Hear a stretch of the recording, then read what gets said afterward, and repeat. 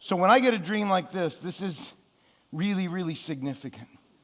So when I got it, I couldn't go back to sleep. I kept saying to God, I'll write it down in the morning. But I couldn't escape it. I got up in the middle of the night, never went back to bed. And I wrote it down as much verbatim as I could remember. This is as close to the reality of what I experienced in my dream as I knew how to put it down. I read it to Diane the next morning, and I haven't read it since because I wanted to experience it fresh with you this morning again. So I'm going to read it to you. I was staying at an old school motel near the beach. It was one of those nondescript, one-story retro 60s hotels we have, right? I answered a knock at the door, and a young man smiled and said, "I've come to take you to heaven. Do you want to go?" I figured it must be my time to go, so with no fear, I gladly said, "Sure." At this point, the guest took me by the hand, and we started to walk.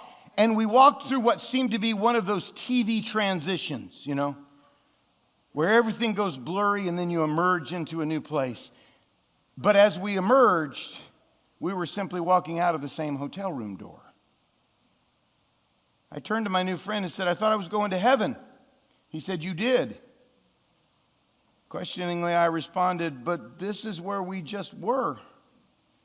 And he said, "Well, what did you expect?"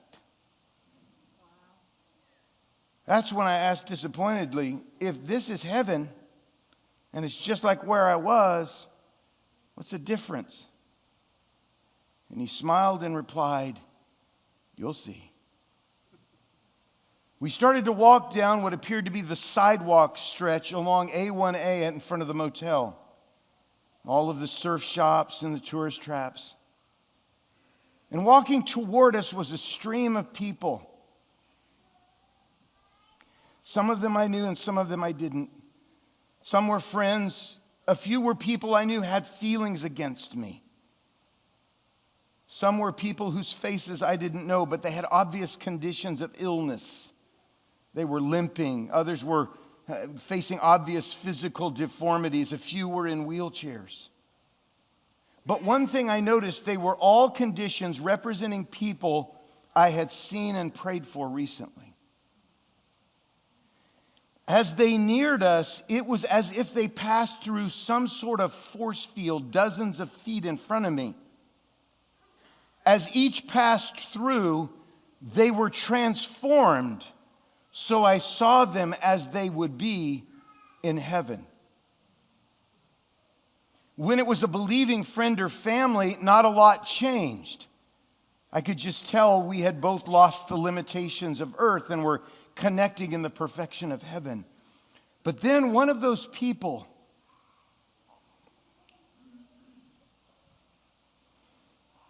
with aught against me walked into that zone and everything changed. The angry scowl became a smile. The ugly look disappeared. There was a hug and a joyous greeting, just as if nothing had ever happened between us. Heaven had changed it all. My young guide unexplainably seemed to know everyone, and he seemed really pleased at the reunions. We resumed our walk, and those with the conditions of brokenness started to pass into that zone. But as the limping person passed through the zone, the leg was completely healed and immediately started to walk with a spring in their step. As the person with physical deformity passed through, the ugliness disappeared, and I saw them for the first time without it, perfect and whole. The most dramatic was a man in a wheelchair. As he rolled into the heaven zone, he rose up out of that chair and started to walk perfectly upright, restored and well. I turned to my guide and I said, "I get it now. Heaven is a place much like what we are in now, but without any of the physical, emotional, relational, spiritual baggage I experience every day. It isn't puffy clouds and harps. It's life very much as we know it now, but free of sin and evil. A new earth like the one we have, but the way God made it in the beginning." This huge grin ripped across his face and he blurted out, "You got it, dude." Literally what he said. And he said, "But that isn't all. There's so much more." The reason I let you see heaven in your current construct is not only to show you what heaven is going to be like, but to remind you that when I came to bring heaven into the very context you live now. And that's when I realized my guest, my guide, was Jesus. I didn't get it before because he literally looked and sounded like a local surfer dude. He continued to explain, when I came in Bethlehem and burst into earth through my mother Mary's womb, I poked a hole in the membrane between heaven and earth. He looked at me and he smiled a mischievous smile, and then he winked and he said, heaven sprang a leak.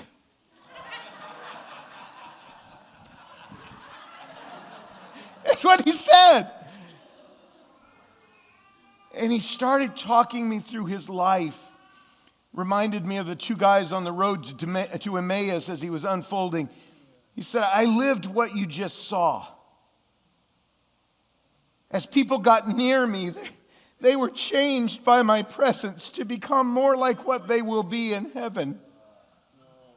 At first, it was only a little, but heaven was breaking in. At the temple when I was 12, the leaders saw a bit of heaven on earth. So did the guests at the wedding where I did the wine thing. But as I encountered more of the pain of my broken world, the tear in the heavens got bigger as more of what was there invaded what was here. At my baptism, the hole ripped further as the Spirit burst through and rested on me. With each miracle, the heavenly pressure increased on that tear. Then at Golgotha, as the heavens shook, that rip grew larger. It nearly burst completely when I rose from the grave. Even a few of my friends snuck out of their graves that day and walked around Jerusalem. Heaven was breaking in big time.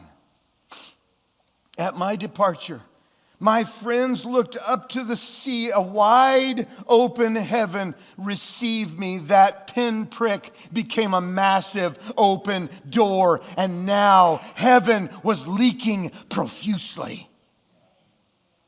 And then he looked at me and he said, but the real flood started on the day of Pentecost. That membrane of separation could no longer hold the pressure of heaven's weight. My Spirit rushed in on my people, and a raging flood of life was revealed and became unstoppable. That's when he looked at me and he said to me, I know you love Advent, but you need to remember when I came in flesh, that incarnation was not a consummation, it was an initiation. The reason I showed you heaven on A1A is that what I want most is not for you to come to heaven. It is for heaven to come through you here, now. What you saw is what I came for, to bring heaven to earth until I bring earth to heaven.